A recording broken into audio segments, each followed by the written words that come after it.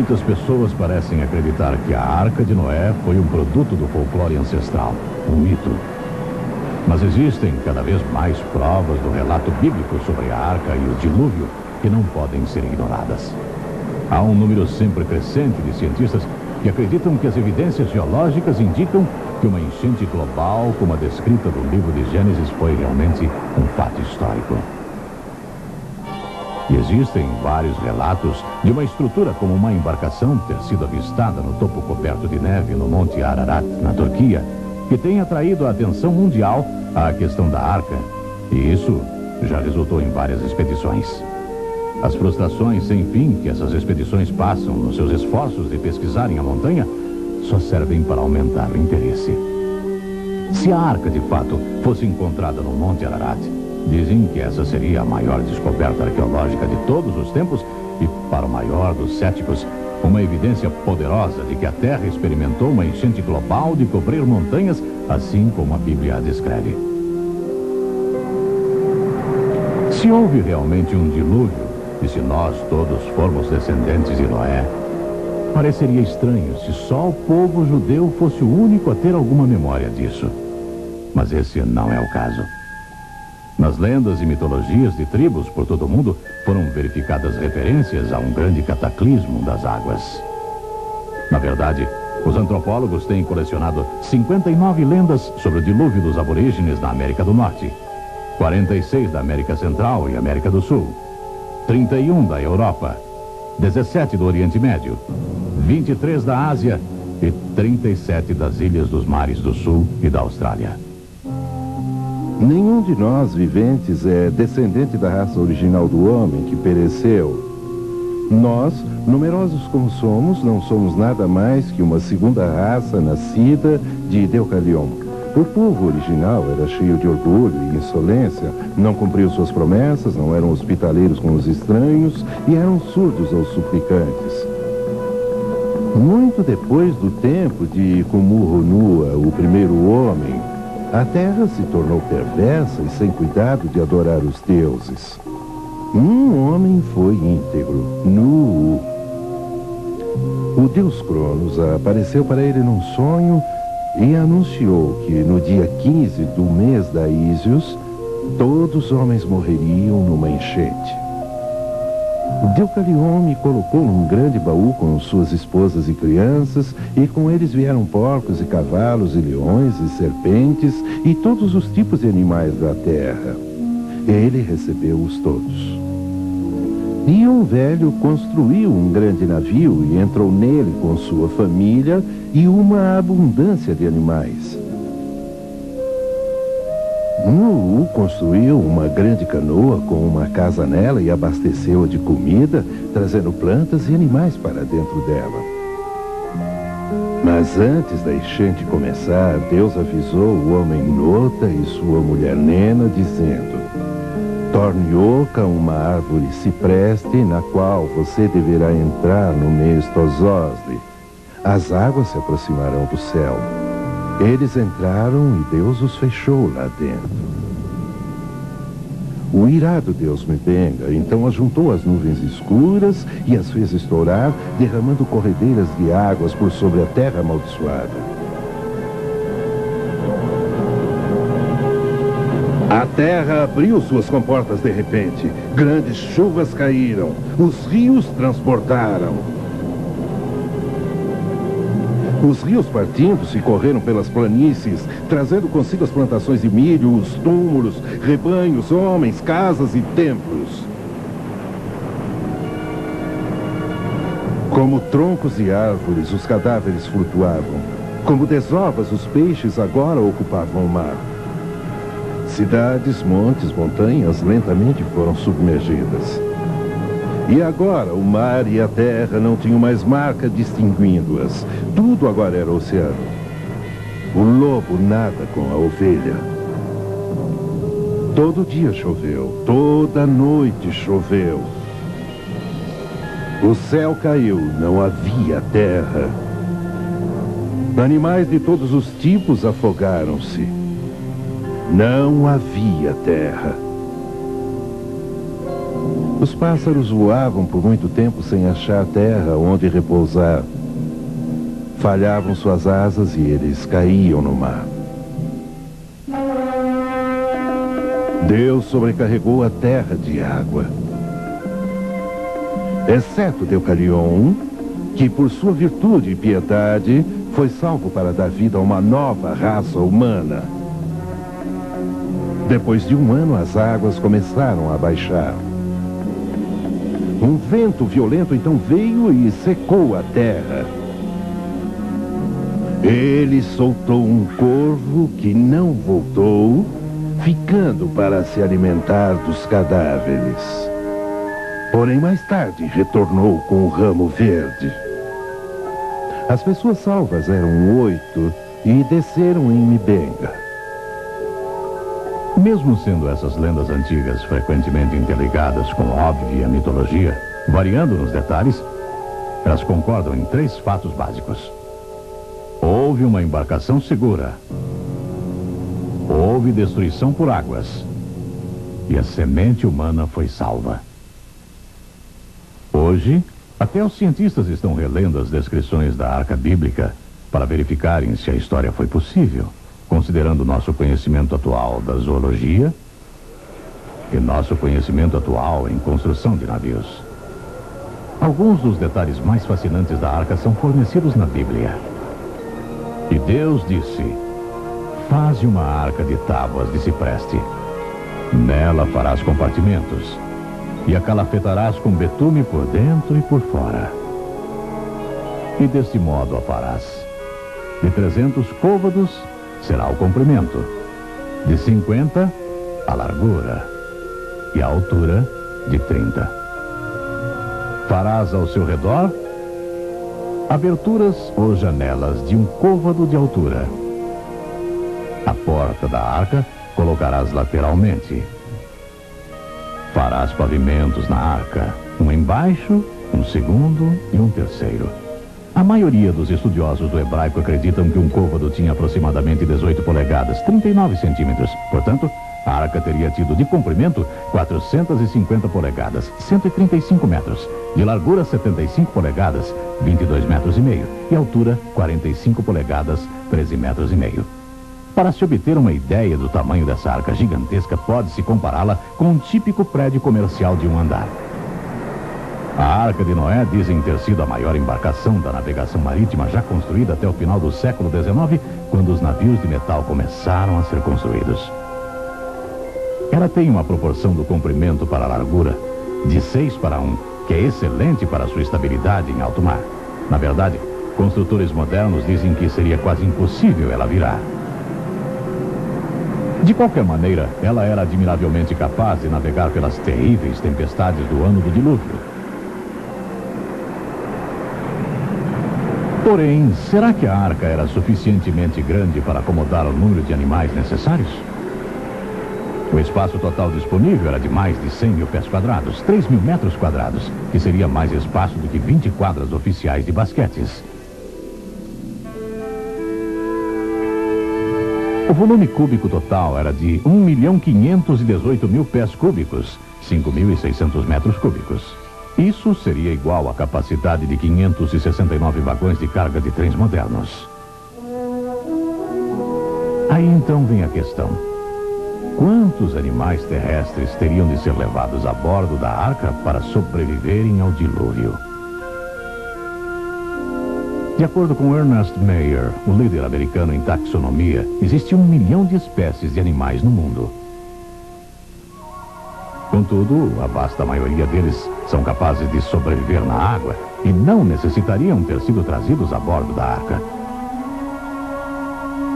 Noé não precisou fornecer abrigo para as 21 mil espécies de peixes, nem para os 1.700 tunicados, nem os 600 equidermes, incluindo as estrelas do mar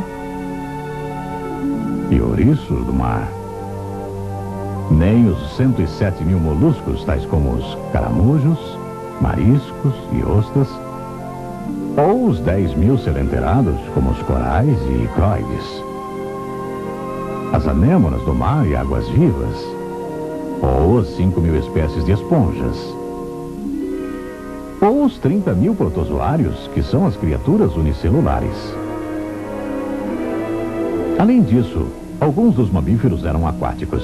Por exemplo, as baleias, as focas e os golfinhos. Nem todos os anfíbios teriam que ter sido incluídos, e nem todos os répteis, como as tartarugas marinhas e os crocodilos. Além do mais, grande número de artrópodes, em número de 838 mil espécies, tais como as lagostas, os camarões e os mini-crustáceos, os tirites e as cracas, são criaturas marinhas. E as espécies dos insetos entre os artrópodes são geralmente muito pequenos. Também muitas das 35 mil espécies de vermes, bem como muitos dos insetos, poderiam ter sobrevivido fora da arca.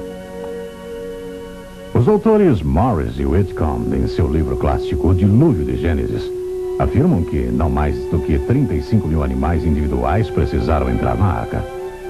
Sejamos generosos e acrescentemos um número razoável para incluir os animais extintos e depois mais alguns para satisfazer até mesmo os mais céticos. Vamos calcular que 50 mil animais estavam a bordo na arca.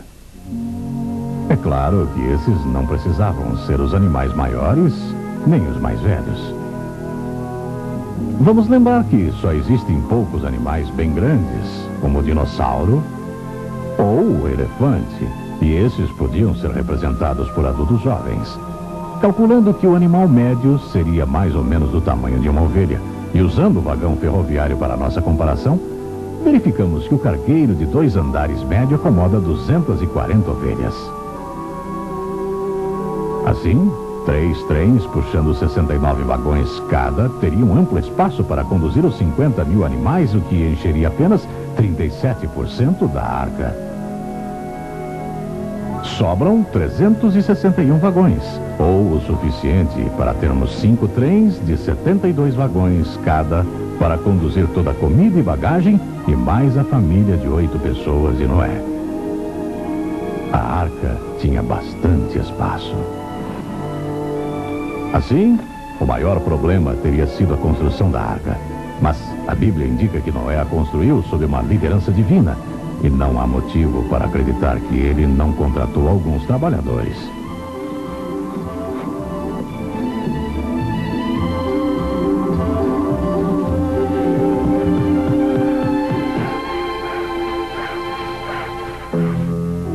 Outro enorme problema apresentado por algumas pessoas seria o recolher dos animais de cada espécie terrestre e trazê-los para dentro da arca.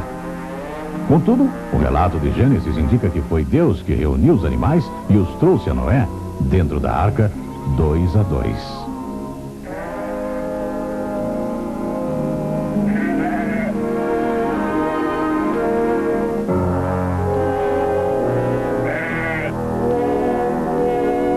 Alguns sugerem que isso pode ter sido a origem do instinto dos animais de migração, e se não o originou, pelo menos o intensificou. Nós também sabemos que a maioria dos animais possuem a habilidade de detectar o perigo e se moverem para um lugar de segurança. Muitos sugerem que os problemas de Noé realmente começaram a partir do ponto em que todos estavam a bordo. Com apenas 8 pessoas para alimentar, dar água e fornecer ar fresco e sanitização para a imensa coleção de animais selvagens por um total de 371 dias. Porém, vários cientistas sugerem que os animais entraram em um tipo de dormência. Dizem que em quase todos os grupos de animais existe pelo menos uma indicação latente da habilidade dos animais para a hibernação. Provavelmente, essas habilidades foram intensificadas sobrenaturalmente durante esse período. Com as funções dos organismos reduzidas ao mínimo, diminuía o trabalho de cuidar deles. Deparamos-nos, pois, com a questão: de onde veio a água? O relato de Gênesis simplesmente diz: no ano 600 da vida de Noé, aos 17 dias do 2º mês, nesse dia, romperam-se todas as fontes do grande abismo e as comportas do céu se abriram e houve copiosa chuva sobre a terra durante 40 dias e 40 noites. Muitos acreditam que antes do dilúvio havia uma estupenda cobertura transparente de vapor que envolvia a terra, colocada ali por Deus no segundo dia da criação, quando ele fez separação das águas debaixo do firmamento, das águas sobre o firmamento. Eles acreditam que essa chuva de 40 dias e 40 noites nada mais é do que o colapso dessa cobertura de vapor. Em contraste, os cientistas nos dizem que se todo o vapor de água e nuvens da atmosfera condensasse e caísse na Terra, as chuvas não durariam muito tempo e produziriam uma profundidade média de 2 polegadas, 5 centímetros. Se uma cobertura de vapor de tal magnitude existisse desde o segundo dia da semana da criação até o dilúvio, então as condições climáticas teriam sido bem diferentes das de hoje.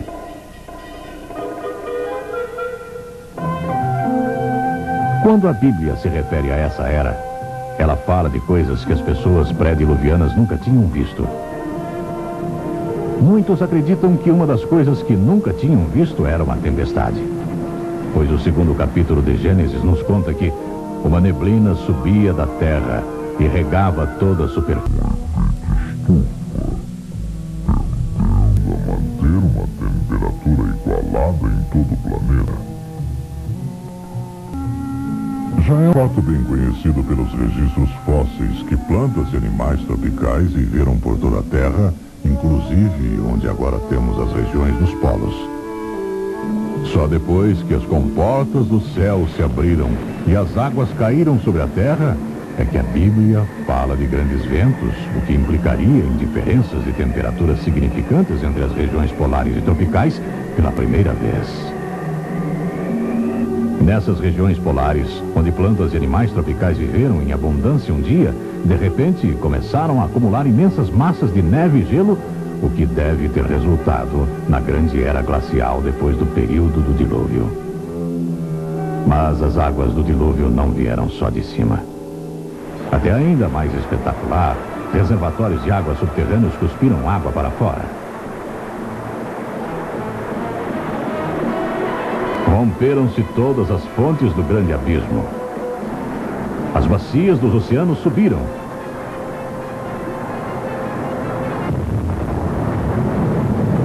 Havia enormes explosões expelindo vapores e rochas derretidas.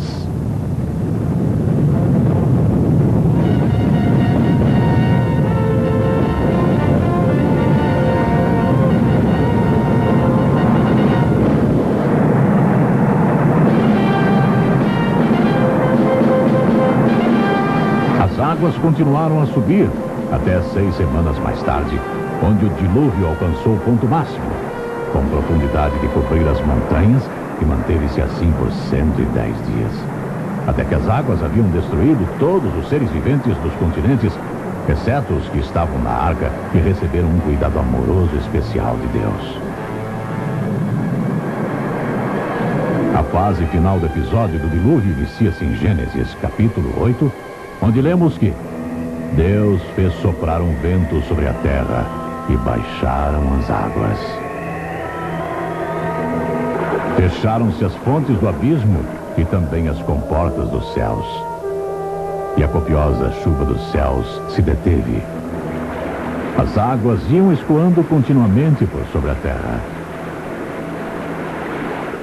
A formação das bacias oceânicas está entre as questões mais intrigantes para os geólogos. Causa igual perplexidade a elevação das montanhas, como evidenciado por tantas teorias mutantes. Estudantes de geologia do dilúvio indicam o caráter sobrenatural das origens das montanhas no Salmo 104, que diz: elevaram-se os montes, desceram os vales, até o lugar que lhes havia preparado. Pusesse as águas divisa, que não ultrapassarão, para que não tornem a cobrir a terra.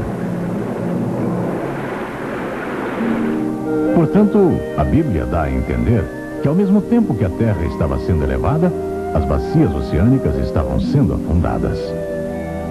Porque as águas, ao abaixarem, deixam para trás marcas de níveis, como podemos ver nas beiradas de um reservatório que vai se esvaziando. Assim, Nós esperamos ver esse mesmo tipo de marcas na costa dos continentes ao redor do mundo. E isso é exatamente o que encontramos em todos os continentes. Essas antigas marcas de níveis podem até ser vistas claramente ao longo da costa da Califórnia, onde cidades foram construídas em cima delas. Assim também podemos ver esse mesmo efeito terraço ao longo de lagos terra adentro que represaram o restante do dilúvio. Muitos desses lagos acredita-se estarem localizados na parte oeste dos Estados Unidos. Dentre eles está o Lago Bonneville, que cobriu boa parte do estado de Utah. O Lago Great Salt, sendo um dos ainda restantes. Ele ainda mostra 4 marcas de níveis distintas, sendo a mais alta a 350 metros acima do nível atual. Dentre outros lagos do oeste que possuem águas restantes do dilúvio estão o Lago Lahontan, que cobriu grande parte do estado de Nevada, e o Lago Manley, que cobriu o Vale da Morte. Assim como as águas iam se escoando continuamente de sobre a terra, espera-se ver que as águas cortaram imensos vales na terra fofa e não consolidada ao abrirem caminho às bacias oceânicas a que desceram. E isso é exatamente o que encontramos. Praticamente todos os vales de rios são mais fundos e mais largos do que os seus sistemas atuais necessitam, indicando que uma vez carregaram muito maior volume de águas. Na verdade, a maior parte da Terra está coberta com água do dilúvio. Mais de 70% da superfície da Terra está submersa a uma média de 3 quilômetros de profundidade. E em certa parte do Oceano Pacífico, a média de quase 12 quilômetros de profundidade. Também existe muita água armazenada na forma de imensos continentes de gelo no Polo Norte e Sul. O dilúvio deixou suas digitais inapagáveis na formação geológica do nosso planeta. Por toda parte, nós vemos camadas após camadas de sedimentação depositadas pela ação selecionadora das águas em movimento. Também encontramos camadas intercaladas de sedimentação e leitos de fósseis. Nós, na verdade, vivemos num vasto cemitério de fósseis. Esses fósseis parecem ter sido formados pelo sepultamento repentino de um tremendo dilúvio que evitou uma rápida deterioração e decomposição em que os minerais reconstituíram suas estruturas celulares. Nossos vastos depósitos de óleo, gás natural e carvão são chamados de combustíveis fossilizados. Evidências indicam que eles são restos carbonizados de grandes massas de plantas e animais marinhos que foram varridos e rapidamente sepultados por toneladas de sedimentos.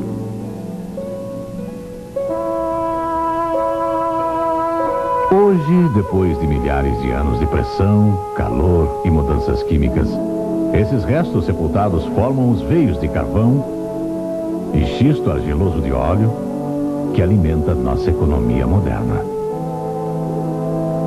A evidência circunstancial de ter sido a Terra julgada e destruída por uma enchente catastrófica aparece em toda parte da Terra. Contudo, a base central que sustenta nossa confiança na realidade do dilúvio é o registro bíblico. Jesus pessoalmente falou do dilúvio de Noé como um trágico fato da história que nos faz pensar. Ele disse essas palavras impressionantes. Assim como foram as coisas no tempo de Noé, assim também será quando o Filho do Homem retornar. Ele indicou que as condições da terra precedentes à sua segunda vinda seriam semelhantes àquelas dos dias de Noé. E realmente, quando nos voltamos a Gênesis, capítulo 6, e lemos sobre as condições do mundo antes do dilúvio, parece que estamos lendo as manchetes de hoje. E viu Deus que a maldade do homem era grande sobre a terra.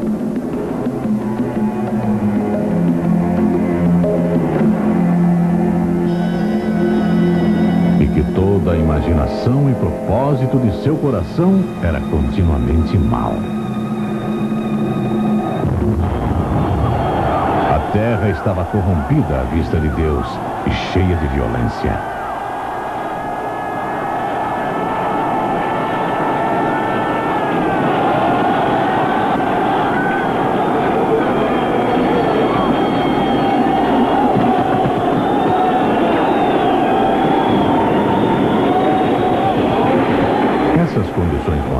farão julgamento sobre o mundo moderno, assim como fizeram no mundo antigo. Em 2 Pedro, lemos que nos últimos dias, os homens irão negar que o mundo foi criado sobrenaturalmente por Deus. Eles irão negar que já houve uma enchente global, como a descrita na Bíblia. E da mesma maneira que o mundo antigo zombou da possibilidade do dilúvio, ele zombará da possibilidade da vinda de Cristo ao mundo, que eventualmente resultará em uma destruição dos céus e da terra por fogo. Mas tão certo como Deus criou o mundo por sua palavra e enviou o dilúvio por sua palavra, ele também manterá sua palavra a respeito do julgamento pelo fogo. Pedro escreve: ora, os céus e a terra que agora existem pela mesma palavra têm sido entesourados para fogo, estando reservados para o dia do juízo e destruição dos homens ímpios. Virá, entretanto, como ladrão, o dia do Senhor, no qual os céus passarão com estrepitoso estrondo e os elementos se desfarão abrasados. A terra também e as obras que nela existem serão atingidas.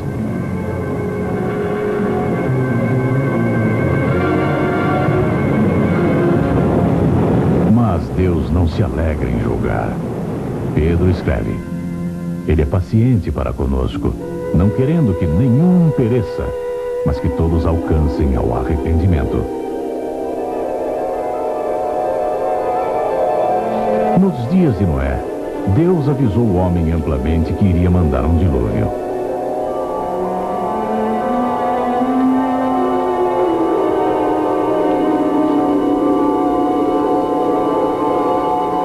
Por 120 anos, Noé construiu a arca. Por todos esses anos, Noé foi o pregador de justiça de Deus, sempre lembrando o mundo antigo que Deus iria cumprir sua palavra. Lembre-se, o Deus que disse a Noé como sobreviver ao dilúvio, tem nos contado na Bíblia como sobreviver à sua ira, para nos achegarmos por fé, o tipo de fé que resulta em obediência a Deus. Nenhum de nós obedece seus mandamentos completamente. Somos todos pecadores e merecedores do julgamento de Deus. Porém, na cruz do Calvário, Jesus Cristo sofreu o julgamento de Deus pelos pecados de toda a humanidade. O próprio Criador morreu pelos pecados do homem que ele criou. Jesus disse: todo aquele que ouvir minha palavra e acreditar em quem me enviou, tem vida eterna e não será condenado. Ele atravessou da morte para a vida. A fé implícita de Noé em seu Deus o salvou e pode te salvar. Foi a fé que Noé teve que o levou a obedecer às instruções de Deus para construir a arca.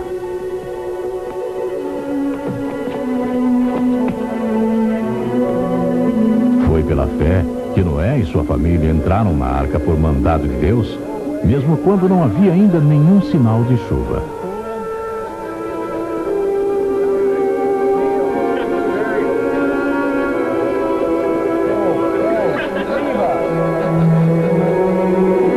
Assim também cada um de nós, por um passo de fé, colocamos nossas vidas aos cuidados do Filho de Deus, que morreu em troca dos nossos pecados na cruz. Noé e a família dele tiveram que passar pela porta da arca para serem salvos. Você e sua família também necessitam passar por uma porta do tipo da porta da arca, se vocês quiserem ser salvos. Jesus disse: eu sou a porta. Por mim, se qualquer um entrar, ele será salvo.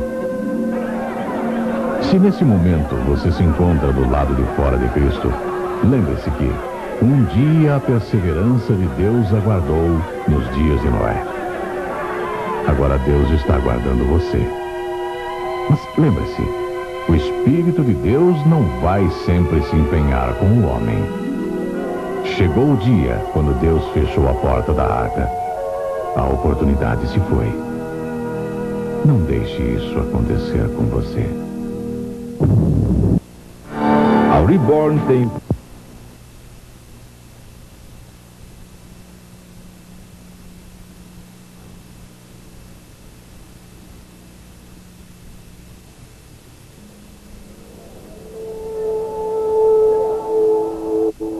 Aqui vamos nós, sobre duas pernas, todos pomposos e orgulhosos.